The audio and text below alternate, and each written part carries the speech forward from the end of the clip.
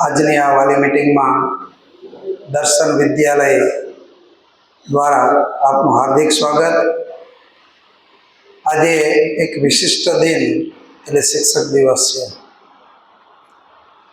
માનવ જાતને ઘડવાનું સૌથી અઘરું કામ શિક્ષકો કરી રહ્યા છે। ત્યારે અત્રે ઉપસ્થિત મારી શાળાનો સ્ટાફ તો ખરો જ, પણ આપણી શાળાની અંદર પણ ઘણા બધા શિક્ષકોના બાળકો અભ્યાસ કરે છે। ત્યારે અહીંયા જે પેરેન્ટ્સ એજ્યુકેશનમાં જોડાયેલા છે એ પેરેન્ટ્સ પોતાની જગ્યાએ ઊભા થશે। આપણે એને અભિવાદન કરી અને પછી આપણે મીટિંગની શરૂઆત કરશું। જે પેરેન્ટ્સ શિક્ષકો છે એ પોતાની જગ્યાએ ઊભા થશે। શિક્ષકો છે જે ભણાવવાનું કામ કોઈ પણ સ્કૂલની અંદર હોય, ગવર્મેન્ટમાં હોય, પ્રાઇવેટમાં હોય, કોઈ પણ મૂળ ફિલ્ડ જેનું એજ્યુકેશન છે, તો આ શિક્ષકો માટે એકવાર જોરદાર તાળીઓથી આપણે આજની મીટિંગની શરૂઆત કરશું। આભાર રહેશે। ડૉક્ટર રાધાકૃષ્ણ સર્વપલ્લી, જેમની કારકિર્દીની શરૂઆત શિક્ષકથી, શિક્ષકમાંથી રાષ્ટ્રપતિ બન્યા। રાષ્ટ્રપતિ બન્યા પછીથી કોઈ એમને પ્રશ્ન કર્યો કે તમારો જન્મદિવસ અમે કેવી રીતે ઉજવીએ, તો રાધાકૃષ્ણ સર્વપલ્લીએ કીધું કે હું એક શિક્ષક છું, રાષ્ટ્રપતિ તો પછી થયો, તો મારા જન્મદિવસને શિક્ષક દિન તરીકે ઉજવવામાં આવે અને જગતભરના તમામ શિક્ષકોને આજે ટીચર્સ ડે નિમિત્તે શુભકામના સાથે મીટિંગની શરૂઆત કરીશ। મીટિંગના બે મુદ્દામાં મીટિંગને વહેંચવામાં આવેલી છે, એક શાળાકીય બાબતો અને બીજું વાલીની જવાબદારીઓ। આ બે બાબતોની મારે તમારી સાથે ચર્ચા કરવાની છે, તમારી સાથે ડિસ્કસ કરવાની છે, વાત કરવાની છે। મીટિંગ પૂર્ણ થયા પછીથી કોઈ પણ પેરેન્ટ્સને કોઈ પણ પ્રકારના સજેશન હોય તો પોતે લેખિત આપશે તો એ આવકાર્ય છે, કારણ કે બધાના જ સજેશન સૂચન એકસાથે આપણે ન લઈ શકીએ। પણ અગાઉ પહેલી મીટિંગ અમે 8 થી 9 કરી, એમાં મોટી સંખ્યામાં પેરેન્ટ્સ હાજર રહ્યા, 240 જેટલા પેરેન્ટ્સની હાજરી હતી। એમણે પણ ત્યાં કાઉન્ટરે જે કંઈ સજેશન લખીને ગયા અને એમાંથી ત્વરિત અમલવારી કરી શકાય એવા સજેશન પણ હતા, જેની અમે બીજા દિવસથી શરૂઆત કરશું। એક સૂચન મને ખૂબ ગમ્યું। એક પેરેન્ટ્સે લખ્યું હતું કે સાહેબ, દરરોજ વિદ્યાર્થીઓ રાષ્ટ્રગીત બોલે એવું આયોજન કરવું, જેથી એમનામાં દેશપ્રેમ વિકસે। બહુ સાચી વાત છે। પ્રાર્થના દરરોજ કરાવીએ, બાલગીત કરાવીએ, બાલ વાર્તા કહીએ, આ રેગ્યુલર શેડ્યુલ હોય। સમાચાર વાંચન થતું હોય, સુવિચાર થતા હોય, મહાપુરુષોના જીવનનો એકાદો પ્રસંગ કહેવામાં આવતો હોય, પુસ્તક પરિચય આપવામાં આવતો હોય, આ બધું થતું હોય છે। પણ ડેઇલી રાષ્ટ્રગીત માટેનો એમનો કોન્સેપ્ટ હતો, એ લેખિત સૂચન ત્યાં હતું। મેં બધા સૂચન મગાવી અને વાંચી લીધા। આજે પણ આ મીટિંગના અંતે તમારા મનમાં જે કંઈ સૂચનો આવે, તમારા બાળકનું પર્સનલ કોઈ પણ વાત હોય તો પણ તમે ત્યાં કાગળની અને પેનની વ્યવસ્થા છે એ તમે લખતા જશો તો અવશ્ય એની અમે અમલવારી કરશું। શાળાકીય બાબતોમાં પ્રથમ મુદ્દો કે સ્કૂલનો જે ટાઈમ છે 7:30નો અત્યારે છે। શિયાળો શરૂ થશે એટલે કે ડિસેમ્બરની 15 તારીખથી શરૂ કરી ફેબ્રુઆરીના એન્ડ સુધીનો શાળાનો સમય એ વખતે આપણે 7:45 અને 8 વાગ્યાનો કરીએ છીએ। ઓછી ઠંડી 7:45 ને વધુ ઠંડી શરૂ થશે ત્યારે આપણે સ્કૂલનો ટાઈમ 8 વાગ્યાનો કરશું। એટલે મોડો ટાઈમ કરવા બાબતે કોઈ વાલી કદાચ નહીં સજેસ્ટ કરે તો પણ એનું ફિક્સ પ્લાનિંગ જ હોય છે કે નવું સેમેસ્ટર ચાલુ થાય એટલે 1 મહિના 1.5 મહિનાના સમય પછી ઠંડી પડવાની શરૂઆત થાય ત્યારે શાળાનો સમય આપોઆપ અમે ચેન્જ કરતા હોઈએ છીએ। પણ મારો સાથે એક અનુભવ પણ એ જ રહ્યો છે કે 7:30ના ટાઈમમાં જે બાળક લેટ પડે છે એ જ બાળકો 8 વાગ્યે ટાઈમે લેટ પડે। કદાચ શાળાનો સમય 10 થી 5નો કરવામાં આવે ને તો એ જ બાળકો 10 વાગ્યે લેટ પડે। એટલે લેટ પડે છે એની પાછળ શાળા સમય જવાબદાર નથી, વિદ્યાર્થી અને વાલીની માનસિકતા જવાબદાર છે। બાળકો સમયસર સમય પાલનની સાથે ચાલે, સમય પાલન જીવનમાં શીખે તો એના જીવનમાં આવેલી તક હાથમાંથી ક્યાંય જતી ન રહે। તક હોય ને એને ટાલ હોય છે, પાછળ એને પકડવી હોય તો આવતી તક પકડી શકાય, હાથમાંથી જતી રહે પછી પકડી શકતા નથી। તો દર્શન વિદ્યાલયમાં જે બાળકો ભણે છે એ એના જીવનમાં ક્યારેય કોઈ ટ્રેન ના ચૂકે, કોઈ પ્લેન ના ચૂકે, એવા સમયના નિયમિત કરવા માટેનો અમારો પ્રયત્ન હોય છે. અને 90% વિદ્યાર્થી એવા છે ક્યારેય સમયથી મોડા પડતા નથી. 5-10% સ્ટુડન્ટ એવા છે જે રેગ્યુલર રીતે 5 મિનિટ 7 મિનિટ 5 મિનિટ 7 મિનિટ એવા લેટ પડતા હોય છે. તો એ વિદ્યાર્થીઓની લેસન ડાયરીમાં નોંધ થતી હોય છે. જે વિદ્યાર્થીઓ મોડા પડે છે એના પેરેન્ટ્સે વહેલા સવારે સમયસર તૈયાર કરી અને શાળામાં મોકલવા. છૂટવાનો ટાઈમ 12:30 નો નક્કી થયેલો છે, પણ બીજું ધોરણ પહેલા છૂટે. પહેલા ઇંગ્લિશ મીડિયમથી શરૂઆત થાય. ઇંગ્લિશ મીડિયમના નાના ટાબરિયાઓ બધા જતા રહે. પછીથી બીજું ધોરણ, ત્રીજું ધોરણ અને ચોથું ધોરણ. ગ્રાઉન્ડ ફ્લોરે બીજું, ત્રીજું અને ચોથું ધોરણ બેસે છે. અને અત્યારની મીટિંગ બીજા, ત્રીજા અને ચોથા ધોરણના પેરેન્ટ્સની જે મીટિંગ અત્યારે ગોઠવાયેલી છે. તો એમના છૂટવાનો ટાઈમ 12:30 થી શરૂ કરીએ એટલે 12:40 સુધીમાં બધા જ બાળકોને ગ્રાઉન્ડ ફ્લોરથી રજા મળી જતી હોય છે. આ સ્કૂલની અંદર, આ કેમ્પસમાં 2400 બાળકો અભ્યાસ કરે છે. એટલે એની રજા વારાફરતી સેટ કરેલી છે. એક સાથે જો મોકલવામાં આવે તો એકબીજાને ધક્કામુક્કીમાં કેટલાક વિદ્યાર્થીઓને ઇન્જર્ડ થાય, ઘાયલ થાય. એટલે બાળ મંદિરથી શરૂ કરી ઘણી વખત વાલી આમ વાવાઝોડાની જેમ આવે છે, ક્યારનો ઉભો કેમ રજા આપતા નથી. પણ અમારી ક્યારેક પરિસ્થિતિ સમજવાની હોય કે આ બધા બાળકો વચ્ચે તમારા દીકરાને લેવા જવાનો હોય, એની લેસન ડાયરી લેવાની હોય, એની લેસનની નોટો ચેક કરેલી હોય, બધું સાહિત્ય એને આપીને પછી તમને સોંપવાનો હોય. એટલે શાળાએ જ્યારે પણ રજા લેવા આવો ત્યારે માથે બરફ રાખી અને 15-20 મિનિટનો વધારે ટાઈમ લઈને આવવું. આકસ્મિક ક્યારેક એવું પણ બને કોઈનું કુટુંબમાં કોઈનું મૃત્યુ થયું હોય, હું પણ સમજુ કે તમારે ખૂબ ઇમરજન્સી હોય તો જ તમે ઉતાવળ કરતા હોય, પણ જે કંઈ વ્યવસ્થાના ભાગરૂપે એના ક્લાસ સુધી પહોંચી અને એને લઈને આવતા જેટલો ટાઈમ લાગે એમાં તો કોઈનું પણ ન ચાલે. એટલે કે આ સમય પાલન વાળી વાત છે. ચાલુ સ્કૂલે રજા લેવા આવવાનો ફિક્સ ટાઈમ નક્કી કર્યો 10 વાગ્યાનો, કારણ કે ગમે ત્યારે લેવા આવવાની છૂટી આપીએ તો પ્રશ્ન એવો થાય કે દરેક લેક્ચર 45 મિનિટના સેટ કર્યા છે. રિસેસ પહેલાના 3 લેક્ચર 45 મિનિટના હોય છે અને રિસેસ પછીના 3 લેક્ચર 45 મિનિટના હોય છે. ક્લાસની અંદર ટીચર ભણાવવાનું ચાલુ કરે અને ત્યાં દરવાજો ખોલી બોલવું પડે કે આ વિદ્યાર્થીને મોકલજો ને. એક જાય તો બીજી 5-10 મિનિટ જાય તો બીજાને લેવા જઈએ. એટલે વર્ગ શિક્ષક શિક્ષકો જ્યારે વિદ્યાર્થીને તલ્લીનતાથી ભણાવતા હોય એમાં વિક્ષેપ પડે છે. એટલે બધાનો ફિક્સ શેડ્યુલ સેટ કર્યો કે ભાઈ તમારે ગમે ત્યારે 11 વાગે જમવા જવાનું હોય તો 10 વાગે લઈ જાય. એક લેક્ચર એનો પડશે એમાં વાંધો નહીં, પણ સામે 50 વિદ્યાર્થીનું ભવિષ્ય ધૂંધળું થાય છે. તમે એક જ વાર વર્ષમાં લેવા આવો છો, તમે વારંવાર નથી આવતા, એક જ વાર આવો છો. તમે એક વાર આવો છો, પણ અમારે તો પેરેન્ટ્સ બદલાતા રહે, તમે ન હોય તો બીજા આવે છે. એટલે જ્યારે તમે લેવા આવો ત્યારે 10 વાગ્યાની રિસેસની બ્રેક પડે ત્યારે તમારા બાળકોને અમે પરત સોંપી શકશું. બાકીના ટાઈમમાં તમે ન લેવા આવશો એવો અમારો આગ્રહ છે, દુરાગ્રહ નથી. કોઈ આકસ્મિક સંજોગ આવે તો એમાં અમે પણ પોઝિટિવ છીએ. નિયમ છે એ જડ નથી. નિયમ જરૂરી છે અને એનું પાલન આપણે બધાએ કરવું જોઈએ. એની વ્યવસ્થાનો ભાગ છે, બાળકોના ઘડતર માટે ગોઠવાયેલી વ્યવસ્થા છે.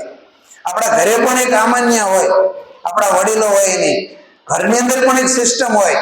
તો આ સિસ્ટમને આપણે જાળવી રાખશું. ક્યાંય એમાં આપણે વિક્ષેપ ઊભો ન કરીએ તો આપણે જે ગોલથી ચાલીએ, જે લેવલે સ્કૂલને આપણે પહોંચાડી છે અને પહોંચાડવાની છે હજુ, તો એ ગોલ સુધી પહોંચવામાં અમને પણ ઉત્સાહ અને બળ મળે. બીજી વાત છે યુનિફોર્મ બાબતે. કેટલાક વિદ્યાર્થીઓ બૂટ નથી પહેરતા, બેલ્ટ નથી પહેરતા, માથાના વાળ લાંબા હોય છે, તેલ નથી નાખેલું હોતું, ઓળેલા નથી હોતા. તો આ નાની ઉંમરમાં એને જેવી ટેવ પાડશો ને એવી પડશે.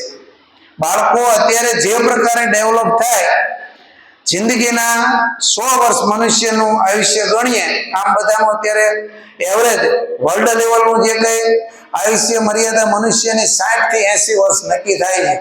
પહેલા ઓછી હતી, એનાથી થોડી વધી, હેલ્થ થોડીક સારી થઈ, દવાઓ વધુ લેવી પડે છે, પણ પ્રમાણમાં લાંબો સમય જીવવાનું માણસને મળે છે હવે આ અદ્યતન મેડિકલ ટેકનોલોજીના લીધે. એમાં જીવનના શરૂઆતના જે એના ઘડતરના 20 વર્ષ અગત્યના છે. આ 20 વર્ષ એનું જેવું ઘડતર થાય એ પ્રકારના પાછળના એના 60 વર્ષ કે 80 વર્ષ પોતે જીવી શકે.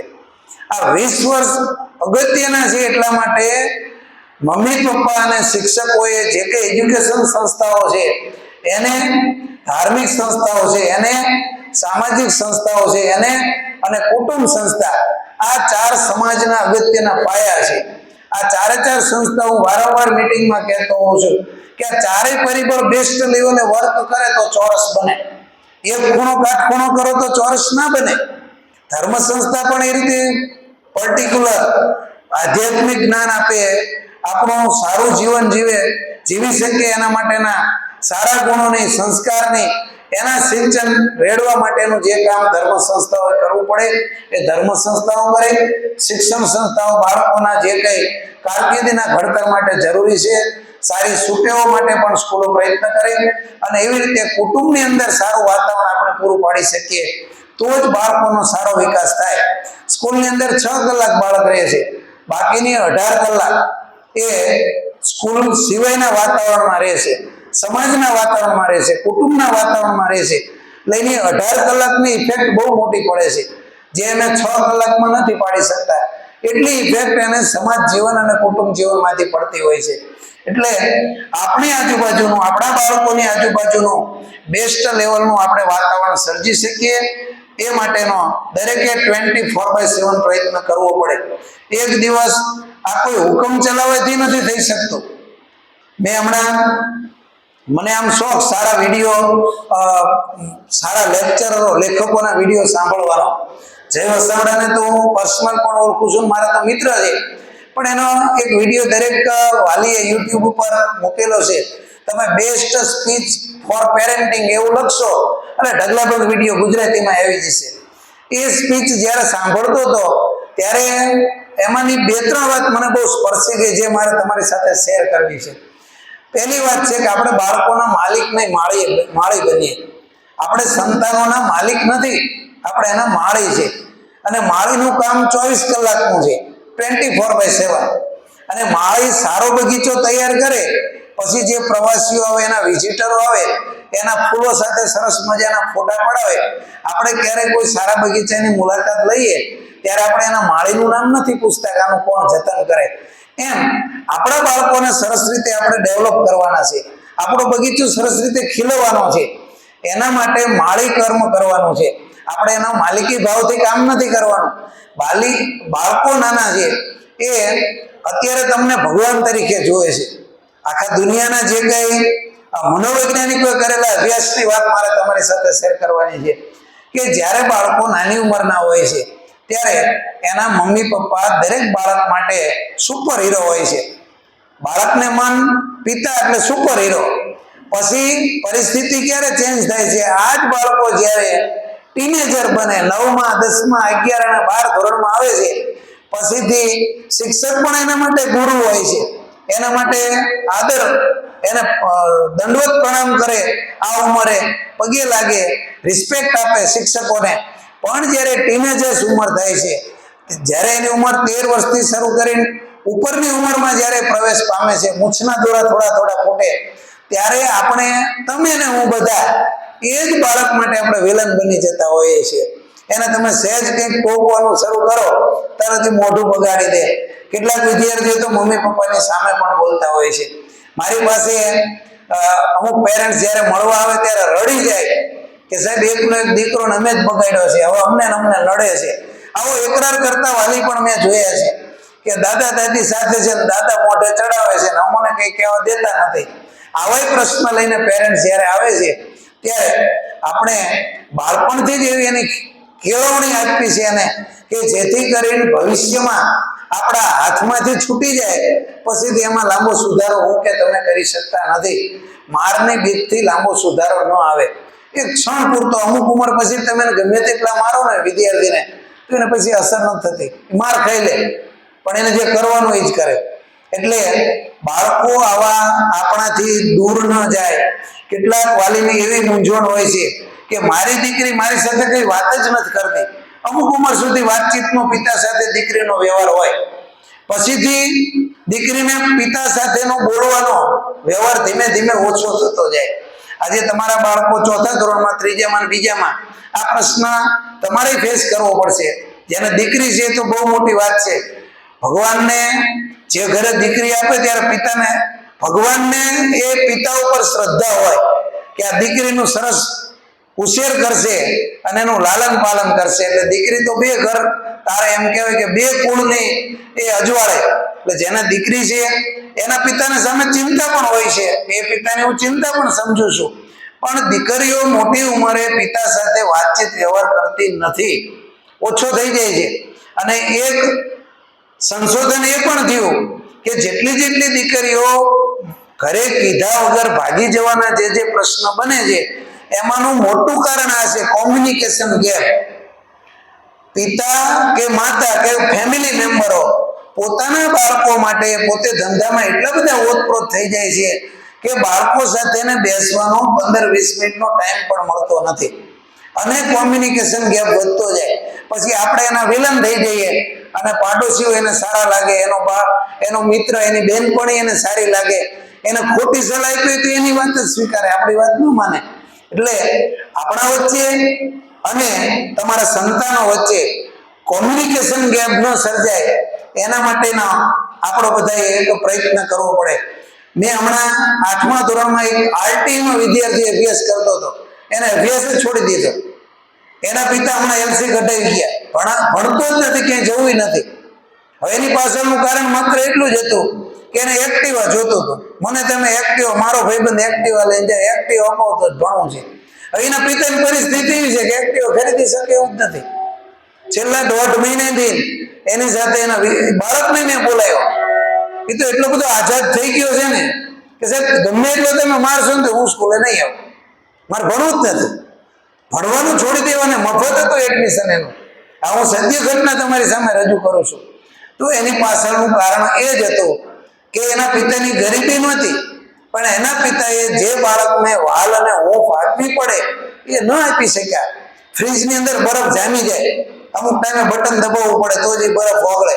અને બરફની ટ્રે છે અને તમે પાણીની અંદર રાખો તો જ એમાંથી બરફ છૂટો પડે.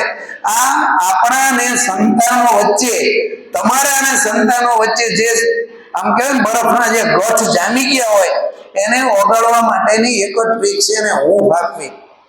હું બહુ તકલીફ હોય તો વાલી શું કે હું આવી સાહેબ તારી સ્કૂલે જોઈ લઈશ, સાહેબને કહી દઈશ, આમ કરો તેમ. આ જોવું નહીં, આમાં ન ચાલે. બાળકો સાથે એના જેવા બનવું પડે, એને સાંભળવા પડે અને એની સાચી વાત હોય તો આપણે એક્સેપ્ટ કરવી પડે અને ખોટી વાત હોય તો એની તરફદારી પણ ન કરવી પડે. ખોટી વાત હોય તો એનો કાન ખેંચીને એને કહેતા પણ આપણે આવડવું પડે.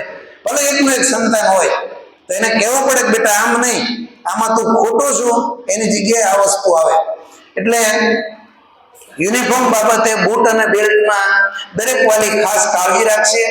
વાળ અને નખ, વાળ જેના લાંબા હોય એ કપાવવા જ પડે. નખ દર સોમવારે ચેક કરતા હોઈએ છીએ. લેસન ડાયરીમાં નોંધ લખેલી હોય નખ કાપી આપવા. એટલે હું એવું સમજુ છું કે વાલી તરીકે તમે બધા નિષ્ફળ ગયા. પૃથ્વી ઉપર જ્યારે આપણે એક જીવનું અવતરણ કરાયું છે ત્યારે એના લાલન પાલન પોષણની જવાબદારી આપણી જ હોય છે. એટલે વાળ નખની સ્વચ્છતા બાબતે ખાસ ટકોર કરું છું ને હમણાં એક નવું મિશન અભિયાન ઉપાડવામાં આવ્યું છે નેલ કટર. એક સંસ્થા છે, બધા સ્કૂલોની અંદર નેલ કટર વિતરણ માટેનું કામ કરે છે.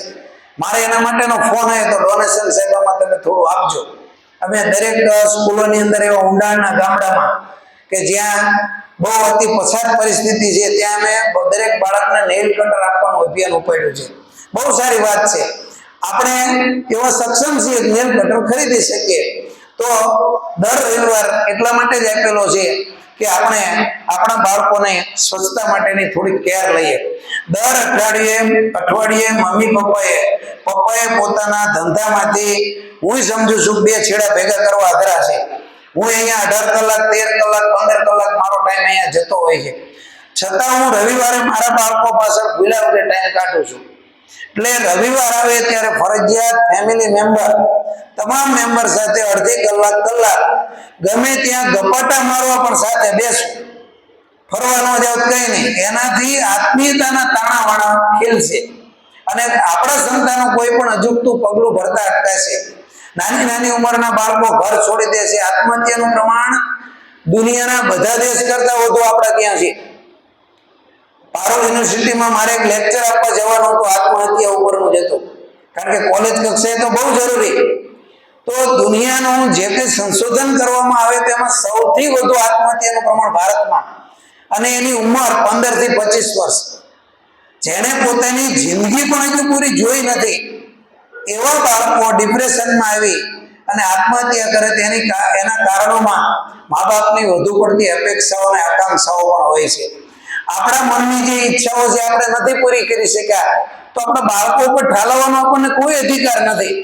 ક્લાસ 1 ઓફિસર હોય એનો દીકરો ક્લાસ 1 બને એવું જરૂરી નથી.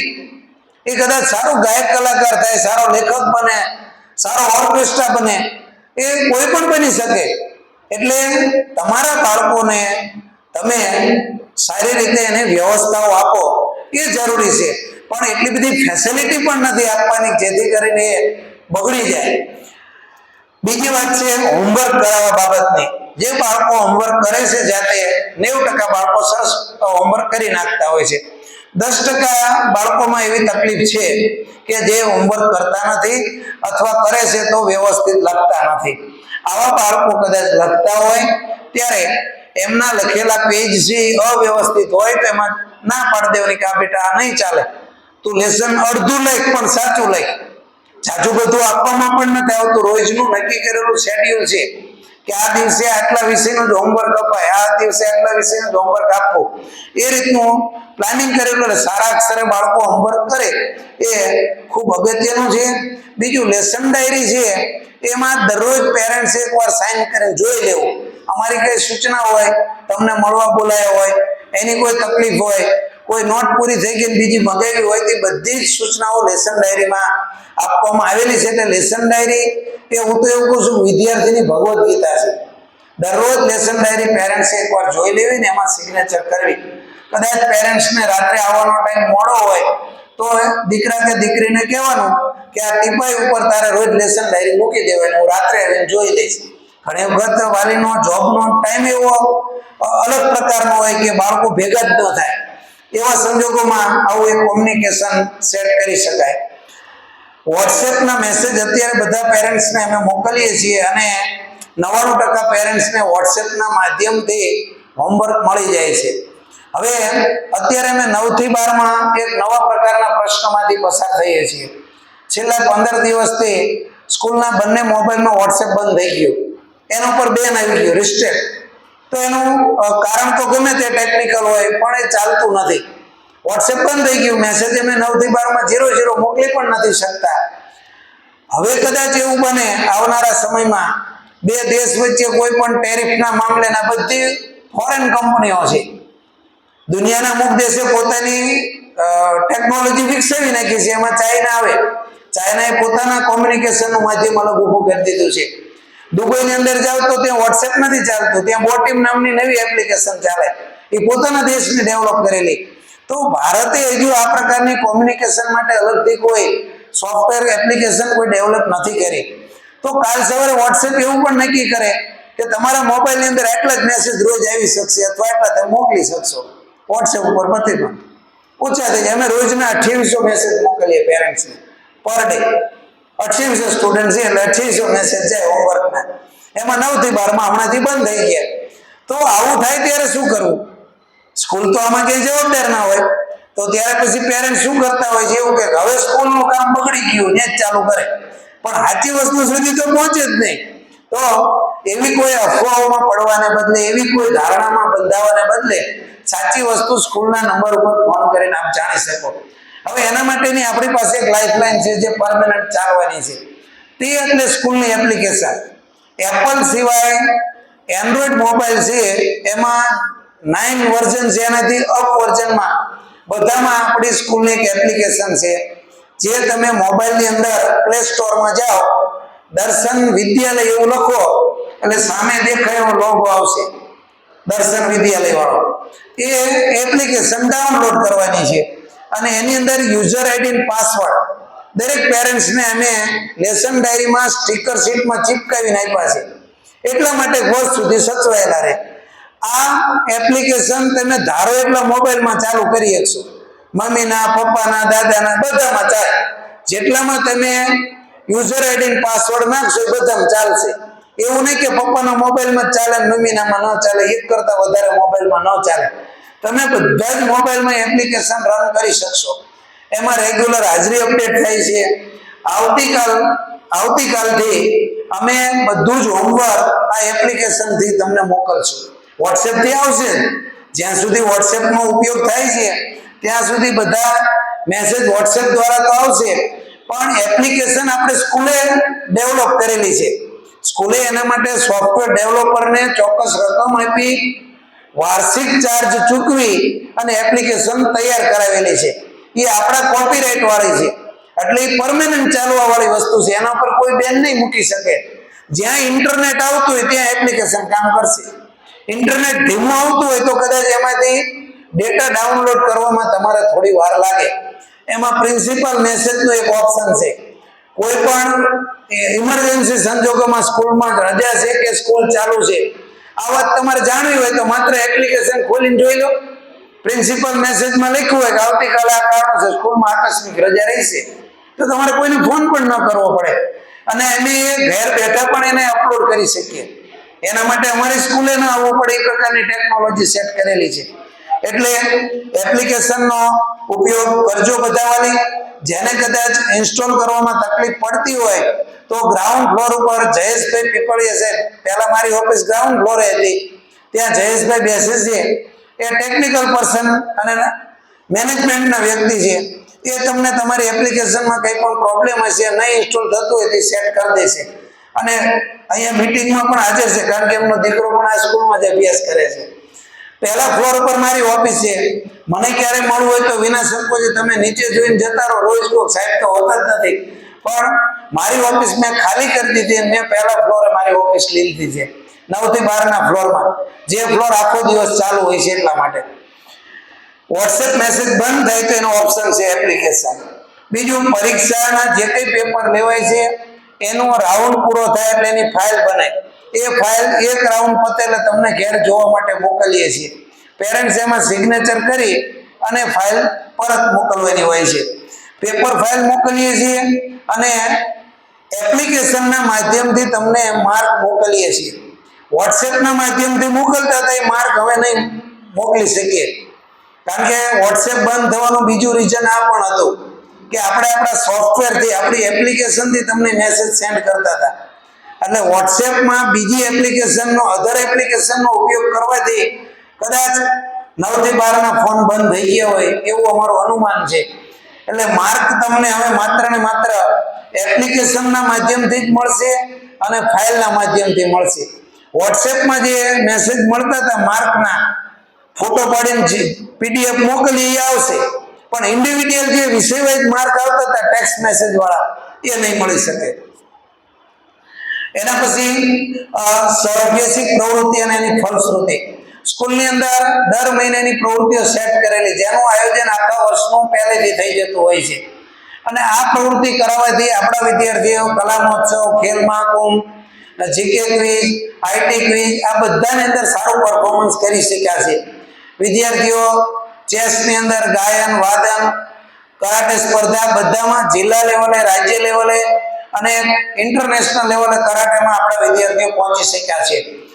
તો સ્વાભ્યાસિક પ્રવૃત્તિમાં દરેક વિદ્યાર્થી ભાગ લઈ શકે છે. એના માટેનો કોઈ ચાર્જ નથી, એ ફ્રી ઓફ હોય છે. સિવાય અત્યારે એક મેથ્સ ઓલિમ્પિયાડ બહુ સારી એક્ઝામ લેવાય છે ગણિતની, એ આ વર્ષથી દર્શન વિદ્યાલયમાં અમે શરૂ કરેલી છે. તો મેથ્સ ઓલિમ્પિયાડની ફી કેટલી હતી? 100 રૂપિયાની સમથિંગ હતી. એ ફીસ દ્વારા વિદ્યાર્થી એક્ઝામમાં, પરીક્ષામાં બેસી શકે અને એના દ્વારા એ પોતાનું મેથ્સ સારું કરી શકે, એવા કોન્સેપ્ટથી એક એક્ઝામ ચાલુ કરેલી છે.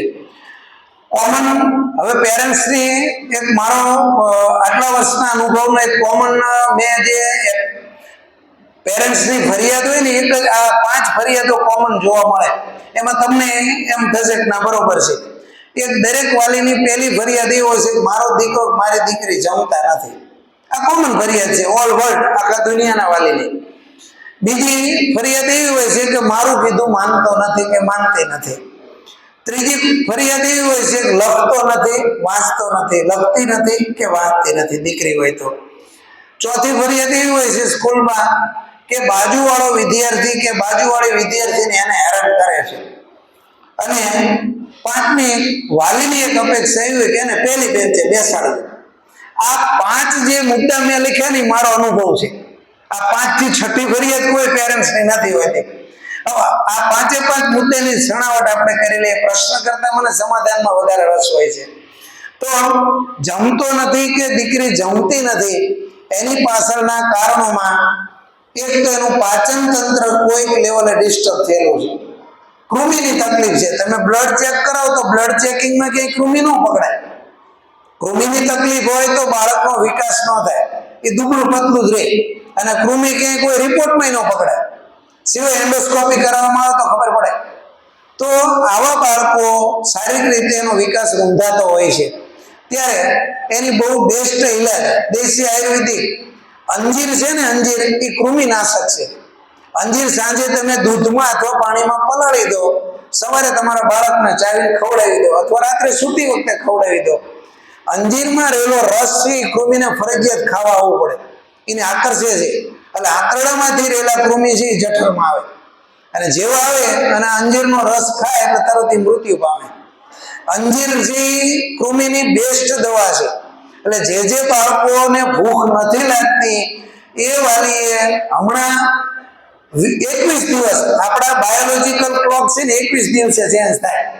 કોઈ પણ તમે ટેવ પાડો ને 21 દિવસ એક જ ધારી પ્રક્રિયા કરો એટલે તમારું બોડી એ પ્રમાણે એક્સેપ્ટ કરવા માંડે. સારી ટેવ પાડો તો સારી, અને કુટેવ પાડીએ તો કુટેવ. 21 દિવસનો ટાઈમ વિજ્ઞાન એવું કહે છે.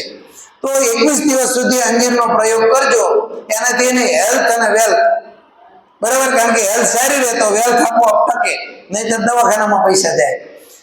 બીજી વાત, ઋતુ પ્રમાણે આપણે ફૂડ નથી આપતા. અત્યારે આ માસ ચાલે છે, અત્યારનો જે સમયગાળો એ કફ પ્રકૃતિ અને પિત્ત પ્રકૃતિ વધારે, સૌથી વધારે પિત્ત અત્યારે વધે. એટલા માટે આપણા ઋષિમુનિઓ બુદ્ધિશાળી હતા. એમણે ભાદરવા મહિનામાં આપણા પિતૃઓને શ્રાદ્ધમાં ખીરની પસંદગી કરી.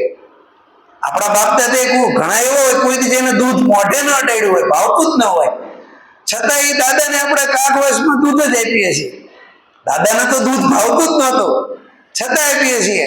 કારણ કે આ મહિના દરમિયાન વધુમાં વધુ દૂધનું સેવન કરવામાં આવે તો આપણા શરીરમાં પિત્ત ન વધે. અને દૂધની અંદર ખાંડનો પ્રયોગ, આ બહેનોને લગતો વિષય, ખાંડ ન વાપરતા. શરદ પૂર્ણિમાના રાત્રે, શરદ પૂર્ણિમા હોય ત્યારે વર્ષ સુધી જેટલી તમારે ગળપણની જરૂર પડતી હોય ઘરમાં એટલી સાકર ખરીદી લેવાની, ગાંગડાવાળી સાકર. અને શરદ પૂર્ણિમાની રાત્રે ચંદ્રના કિરણો સીધા સાકર ઉપર પડે એવી રીતે એ કથરોટ કે તાસની અંદર રાખી દેવાની. આ સાકરનો વર્ષ સુધી દળીને ઉપયોગ કરો, તમને લાઈફ ટાઈમ એસિડિટી નહીં થાય, હું ગેરંટી આપું છું. આ મેં કરેલા પ્રયોગ હું તમારી સામે રજૂ કરું છું. એસિડિટીની દવા લેવા જવાની જરૂર નથી. આ સાકર અત્યારે દૂધ પાક બનાવો ત્યારે ખાંડ ન વાપરતા, સાકર વાપરવાની છે. અને એની અંદર ફરજિયાત ભાત એટલા માટે નાખીએ છીએ કે એમાં બોઇલ થયેલા ભાત આપણા આંતરડાની અંદર જાય એટલે વધારાની જે કંઈ પિત્ત ઉત્પન્ન થયો છે એ બધું પિત્તનું શમન થઈ જાય, ખીર ફૂટવાના બંધ થઈ જાય, અને બાળકોનું આરોગ્ય ખૂબ સારું રહે. એટલે ઋતુ પ્રમાણેનો ફૂડ આપણે નથી આપતા, એટલે આ ઋતુમાં ટમેટાનો ઉપયોગ બિલકુલ બંધ કરી દેવો. લીલા શાકભાજી ખવાય જ નહીં. વધુમાં વધુ કઠોળનું સેવન કરવાનું. એટલે આજથી જે વાલી હાજર છે એમને મારી ખાસ વિનંતી, અઠવાડિયામાં 3 દિવસ ફરજિયાત મગને બાફી નાખવાના, અંદર થોડું મીઠું અથવા સિંધાલુણ જે માફક આવે તે. કદાચ ગેસની તકલીફ હોય કોઈ બાળકોને મગ ખાવાથી, તો ચોખ્ખા ઘીના 2 ટીપા ઉપર ઉમેરી દેવાના અથવા જીરાનો પાવડર નાખી દેવાનો. આવા તૈયાર કરેલા મગ એને નાસ્તામાં મોકલવાના છે અઠવાડિયામાં 3 દિવસ. 3 દિવસ તમને સારું લાગે તે. ફૂડ પેકિંગ વાળો નાસ્તો નહીં. પડીકા તો સ્કૂલમાં બિલકુલ મારે જોતા જ નથી. મેં પ્લાસ્ટિક મુક્ત સ્કૂલ જાહેર કરી છે. તમને જે આ સ્કૂલ આટલી ચોખ્ખી દેખાય એના માટે 16 જણા 16 પટ્ટાવાળાની ટીમ સતત એક્ટિવ રહે છે. 16 પટ્ટાવાળા છે આ શાળામાં, ત્યારે આ બધું ચોખ્ખું રહે છે. એટલે પ્લાસ્ટિકમાં કોઈ મોકલશો જ નહીં. ઘણા વાલીને નાસ્તો ન એટલે કે જ્યાં પડીકું લે દફતરમાં નાખી દે, એ પડીકું ખાય, એ પછી ડસ્ટબિનમાં નાખે. રોજનું 10 થી 15 કિલો પ્લાસ્ટિક આવું સ્કૂલમાં એકત્ર થતું હોય છે. એટલે હવે હું એના ઉપર પ્રતિબંધ ફરમાવું છું કે આપણે કદાચ તમારે ફૂડ પેકેટ વાળો નાસ્તો દેવો હોય તો ઘરે લઈ જવાનો, સાંજે એને કટિંગ કરી અને લંચ બોક્સ ની અંદર ભરી દેવાનો. અહીંયા મારે લંચ બોક્સ આવે એ અગત્યનું છે. બને ત્યાં સુધી મેં કીધું એમ બોઇલ કરેલો સારો ઘરનો બનાવેલો પૌષ્ટિક નાસ્તો મોકલશો તો તમારા બાળકોની તંદુરસ્તી સારી રહેશે. સ્કૂલે મોકલશો, ભૂખ લાગી છે એટલે જમી જ લેશે. બપોરે 10 વાગે એને રિસેસમાં પૂરતો નાસ્તો કર્યો હોય તો તેને ઘરે 12:30 જઈને તરત એને પલાટી વાળીને બેસાડો તો એને ન ભૂખ લાગી હોય, એને ભૂખ લાગવા દેવી. થોડુંક 1 વાગ્યાના ટાઈમે કદાચ કે 1:30 વાગે જમે તો ભલે, જ્યારે એને ભૂખ લાગે ત્યારે આપો. આપણે શું કરીએ છીએ કે આપણે ભૂખ લાગે ત્યારે નથી ખાતા, સમય થાય ને એટલે જમી લઈએ છીએ. આપણા જઠરને જ્યારે જરૂર હોય ત્યારે ફૂડ આપવાનું હોય છે, પણ આપણે તો આપણે વાસણ ધોવાની બહેનોને રેગ્યુલર શેડ્યુલ પૂરું કરવાની ઉતાવળ હોય છે. એટલે એને ભૂખ લાગવા દેવી અને એને ઈચ્છા થાય ત્યારે ભોજન આપજો તો એની જઠરાગ્નિ પ્રદીપ્ત થશે. ફાસ્ટ ફૂડ કદાચ મહિનામાં એકાદ વાર આપો તો મને વાંધો નથી. એટલે હવે જમવા માંડશે, જમવાની ફરિયાદ લગભગ પેરેન્ટ્સની નહીં રહે. એ 2 વસ્તુની મેં તમને ટ્રીપ આપી. એક અંજીર, એ ખરીદવામાં લગભગ કોઈને એવી તકલીફ નહીં પડે. અને બીજું છે દાળિયા અને ખજૂર. બાળકો નાના માટી ખાતા હોય છે કારણ કે એનામાં કેલ્શિયમની ખામી હોય છે. કેલ્શિયમ સૌથી વધુ આપણને દાળિયા અને ખજૂરમાંથી પ્રાપ્ત થાય. ખજૂર આપ્યા પછીથી પાણી નહીં પાતા, નહીતર કફ થઈ જશે. એટલે ખજૂર અને દાળિયા અને અંજીર આ 3નો પ્રયોગ કરજો. એના બ્લડના ટકાવારી વધશે અને એનું ફૂડ આ સારું આપશો તો એની એકાગ્રતા શક્તિમાં પણ વધારો થશે. માનતો નથી આ બાબતે લાંબો પ્રયત્ન કરવો પડે. તમારું કીધું માને એના માટે એનું કીધું પહેલા તમારે માનવું પડે. ધીમે ધીમે પછી આપણું કીધું માનતો થઈ જાય. તમે સીધું હુકમ ચલાવવા માંડો એના ઉપર તો એક સમય એવો આવે કે તમારી કોઈ વાત પછી એક્સેપ્ટ ના કરે. લખતા ન હોય એવો વિદ્યાર્થી કદાચ એને કે સામ દામ દંડ અને ભેદ 4 નીતિ આવે. સમજણથી થોડી લાલચ આપી બેટા બેટા કરીને પણ લખાવી દેવું. પરાણે પછી એને ગબ્બરગોટી અક્ષર રેગ્યુલર હોમવર્ક કરતો હોય તો એના માટે તમારે રૂબરૂ આવવું, 15-20 મિનિટનો ટાઈમ કાઢીને આવવું. અમે બોલાવશું તમારા દીકરા કે દીકરીને અને એની સાથે પરામર્શ કરી અને એના અક્ષરમાં સુધારો થાય, જાતે હોમવર્ક કરતો થાય એવો પ્રયત્ન કરશું. કોઈ મમ્મીએ કે પપ્પાએ હોમવર્ક કરી દેવાનું નથી. તારા ટીચરને ન ખબર પડી ને એમ કરીને મમ્મી લખી દે, ઝડપી પૂરું થાય ને એક કામ પતે. ટંટો પતાવવાની વાત આપણે કરીએ છીએ, બરાબર? પણ એવું ના કરવું, હોમવર્ક અધૂરું ચલાવીશ પણ તમે લખેલું નહીં ચાલે. અમને ખબર હોય કે અક્ષર ભરી ગયા, પણ પછી આના માટે ટાઈમ કાઢીએ તો બીજું કામ અમારું બાકી રહી જાય. એટલે એમાં પછી બહુ ચોળે ચીકણું ન કરતા હોય. પણ તમે જ્યારે મિટિંગમાં હાજર છો ત્યારે પેરેન્ટ્સને હું ખાસ આગ્રહ રાખું, લેસન થોડું ઓછું લખેલું ચાલશે પણ એને લખેલું જ હોવું જોઈએ. પછીની વાત છે બાજુવાળો વિદ્યાર્થી હેરાન કરે. હવે વિદ્યાર્થી નાની ઉંમરના છે, બાજુમાં ઝઘડતા હોય, વળી પાસે 5 મિનિટ પછી સાથે નાસ્તો કરતા હોય. એટલે બાજુવાળા વિદ્યાર્થી સાથેની વાત હોય ઝઘડવા બાબતની, એમાં વાલી એને મોટું સ્વરૂપ ન આપવું. તમારે કમ્પ્લેન લખાવી દેવી કે સાહેબ જોઈ લેજો ને આ બાજુવાળા એને વધુ ડિસ્ટર્બ કરે, તરત જગ્યા બદલી દઈએ. વાત એટલી જ હોય છે, ચલાવવાનું નહીં. એની વાત તમારે સાંભળવાની, સ્કૂલમાં રજૂઆત પણ કરવાની અને તરત એનું અમે અમલવારી કરી શકીએ. અને છેલ્લી વાત એક આગળ બેસાડજો. આ લગભગ 7મા 8મા ધોરણ સુધી હોય છે. 9મા ધોરણથી વિદ્યાર્થીને પકડીને આગળ બેસાડવા પડે. પેલી બેન્ચે બેસવું જ કોઈ તૈયાર નથી, છેલ્લે જ જવું હોય ને. સ્પેશિયલ બેસાડે હોય ને તો એ છેલ્લે જતા રહે. હવે ગઈકાલે જે 10મા પેરેન્ટ્સનો ફોન ઉપર રિક્વેસ્ટ હતી કે સાહેબ એને આગળ બેસાડજો ને. મેં કીધું એની જગ્યા જ આગળ ના. અમે હમણાં એક ચાર્ટ બનાવી નાખ્યો, ટિકિટનો જેવો ચાર્ટ હોય ને ટ્રેનની, એવો બેઠક વ્યવસ્થાનો ચાર્ટ નામ જોગ લખીને બનાવ્યો, ફોટા પાડ્યા. હવે આમાં ફરતા નહીં, તોય બીજી જોઈને તો પાછો પેલા વાળો છેલ્લે જતો રહે. એટલે આ બાળ સહજ છે કે પ્રાઇમરીમાં ભણે ત્યાં સુધી પહેલા બેસવું છે, માધ્યમિકમાં જતો રહે પછી પહેલા નથી બેસવું, પછી એને છેલ્લે બેસવું છે. આ કોમન ફરિયાદ છે. પણ ક્યાં બેસે અગત્યનું નથી.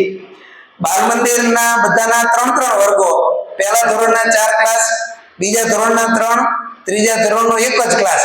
ત્રીજા ધોરણના પેરેન્ટ્સ કેટલા ઊંચી આંગળી કરો તો ત્રીજામાં ધ્યાનમાં બાળકો ભણાય. બરાબર, સરસ. 53 વિદ્યાર્થીમાંથી કદાચ 15 વાલે કે વોટેવર જે હાજર રહે. તમે બધા નસીબદાર છો. તમારા બાળકો જ્યારે 10મા બોર્ડમાં પરીક્ષા આપશે ત્યારે ત્રીજા ભાગના વિદ્યાર્થી થશે. મારી પાસે અત્યારે બધાના 4 ક્લાસ છે, ત્રીજાનો એક જ ક્લાસ, તે પણ વિદ્યાર્થી જ છે. કારણ કે સરકારે જ્યારે 6 વર્ષે પહેલું ધોરણ ચાલુ થવાનું નક્કી કર્યું, એ જે ગેપ પડ્યો ને એમાં માત્ર આ ઉંમરના વિદ્યાર્થીઓ હતા, તે પણ જ છે. જિલ્લામાં મારી એક જ સ્કૂલ એવી છે, તે પણ વિદ્યાર્થીનો ક્લાસ હોય. બાકી બધાની પાસે 5 ને 3 ને 2 ને 6 ને એવી સંખ્યામાં છે, એક એક આંકડામાં. એટલે 53 વિદ્યાર્થીના વાલીને એટલા માટે હું અભિનંદન આપું છું. તમારે આ બેચના વિદ્યાર્થીને નોકરી મેળવવામાં સ્ટ્રગલ ઓછી કરવી પડશે, કારણ કે એના હરીફ ઓછા છે. 10મામાં એકારે 18 લાખ વિદ્યાર્થીઓ પરીક્ષામાં બેસે, 12 લાખ રેગ્યુલર હોય છે અને બાકીના રિપીટરને ડાયરેક્ટ એક્ઝામ આપવા વાળા. પણ આ વિદ્યાર્થીઓ ત્રીજા વાળા જ્યારે 10મા ધોરણમાં આવશે ત્યારે એની સંખ્યા ત્રીજા ભાગ કરતા પણ ઓછી છે. અને જ્યારે નોકરી માટેની એપ્લિકેશન કરશે ત્યારે એની સાથે એટલા હરીફ નહીં હોય. સાથે સાથે એ પણ કહી દઉં ત્રીજા ધોરણના પેરેન્ટ્સને, આ વિદ્યાર્થીઓ કોરોનાની અસરમાંથી પસાર થયેલા છે. એટલે વાંચન લેખનમાં બધા ધોરણમાં મેં ખાસ ચેક કરેલો તો ત્રીજા વાળા વિદ્યાર્થી ચોથા વાળા સૌથી વધુ વાંચનમાં કચાશ અનુભવે છે. એનું કારણ છે કે પહેલા 2 વર્ષ એનો અભ્યાસ કાચો રહ્યો છે. આ વિદ્યાર્થીઓ પાછળ અમે પણ વધુ મહેનત લઈએ છીએ, તમારી કક્ષાએ પણ એટલો અમને સપોર્ટ કરજો. બીજી વાત, સ્વાભ્યાસિક પ્રવૃત્તિની સાથે સાથે મોબાઈલ, વાલીઓ માટે એક બીજો મોબાઈલ. ઘરે ગયા પછી અમુક બાળકો દાદાનો મોબાઈલ કે મમ્મીનો મોબાઈલ સતત વાપરતા હોય છે. મોબાઈલમાંથી નીકળતા જે કઈ કિરણો છે એના મગજને કુંઠિત કરે છે, બહુ નુકસાન કરતા અસર થાય છે. અને આ તરત નથી થતી એટલે આપણે નજરે નથી આવતી. આ એવી અસર છે કે ધીમી ગતિએ લાંબા ગાળે બહુ કુંઠિત અસર થતી હોય છે. ત્યારે બાળકોને મોબાઈલની જગ્યાએ તમે સારા પુસ્તકો લાવી આપો.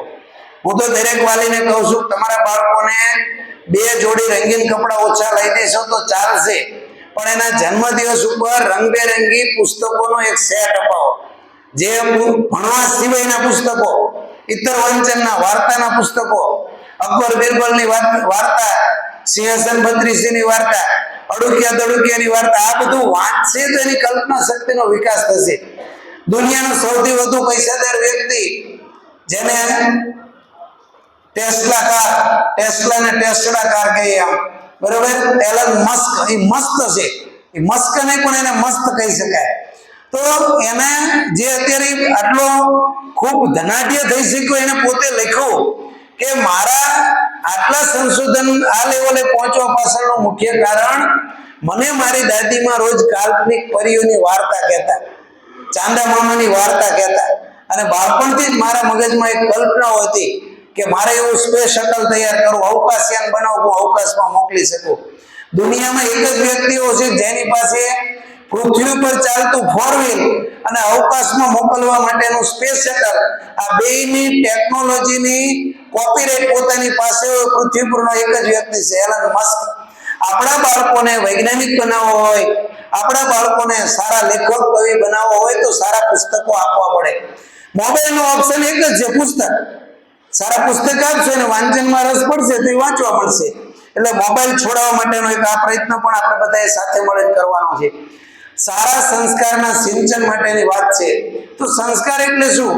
તો ટૂંકું એક વાક્યમાં કહેવું છે એટલું કહી શકે, આ પૃથ્વી ઉપર મારા સિવાય પણ બીજા લોકો જીવે છે, એની સાથે સરસ રીતે સારા વર્તન વ્યવહારથી જીવવું, તે એટલે સંસ્કાર. આપણે ક્યાંક બાઇક પાર્ક કરીએ અને સાથે વિચાર કરીએ મારું બાઇક કોઈને નડશે તો નહીં ને, આ સંસ્કાર.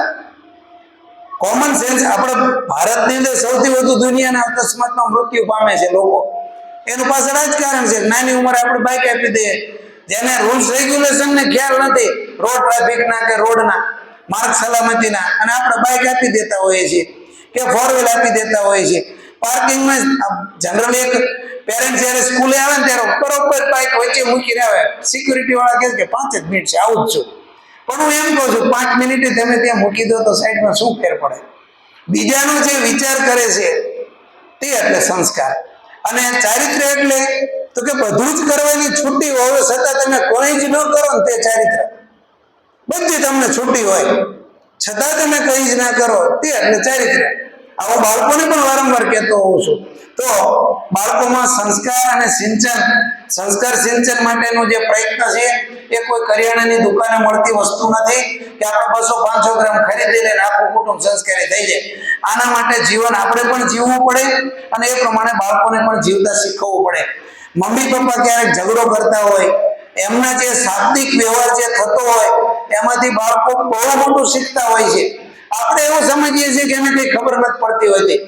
હું એવું કહું છું કે ગુજરાતમાં જે બાળક જન્મે છે એને ગુજરાતી ભાષા આવડી જાય, મહારાષ્ટ્રમાં જન્મે છે એને મરાઠી ભાષા આવડે, અમેરિકામાં જન્મે ત્યાં અંગ્રેજી ભાષા બોલાતી તો અંગ્રેજી અલગ અલગ છે.